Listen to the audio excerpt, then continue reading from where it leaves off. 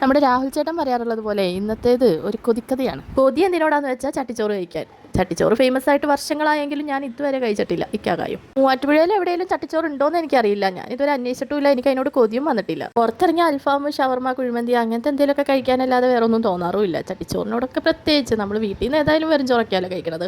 പുറത്തിറങ്ങുമ്പോൾ ഇങ്ങനത്തെ എന്തെങ്കിലും സ്പെഷ്യൽ ഡിഷസാണ് കഴിക്കാറ്. പക്ഷെ ഇന്നലെ ഒരു ചട്ടിച്ചോറിൻ്റെ വീഡിയോ കണ്ടു. എൻ്റെ പൊന്നെ കൊതി സഹിക്കാൻ പറ്റണുണ്ടായില്ല. രാത്രി 10 മണിയൊക്കെ ആയിരുന്നു. അപ്പോൾ എവിടെന്നാ ചട്ടിച്ചോറ് കിട്ടണേ? മൂവാറ്റുപുഴ അർബൻ ഫോറസ്റ്റ് പോലെയായിട്ട് കയറിയത്. ഇത് ചില്ലി ചിക്കൻ ആയിരുന്നു. അവിയൽ, സവാള കൊത്തിയത്, ക്യാബേജ് തോരൻ, പിന്നെ ഇതെന്തോ ഒരു ഉള്ളിക്കറി, ബീഫ് ഫ്രൈ ആയത്, ബത്തൾ, ഞങ്ങൾ ബത്തൾ എന്ന് പറയും, ഇവിടെ കൊഴുവ എന്ന് പറയും, അത് ഫ്രൈ ചെയ്തത്, ചെമ്മീൻ, അങ്ങനെ എല്ലാം തന്നെ ഉണ്ടായി. നല്ല ടേസ്റ്റ് ഉണ്ടായിരുന്നു. ഞങ്ങൾ 3 പേരുണ്ടെങ്കിലും 2 ചട്ടിച്ചോറാട്ടോ പറഞ്ഞുള്ളൂ.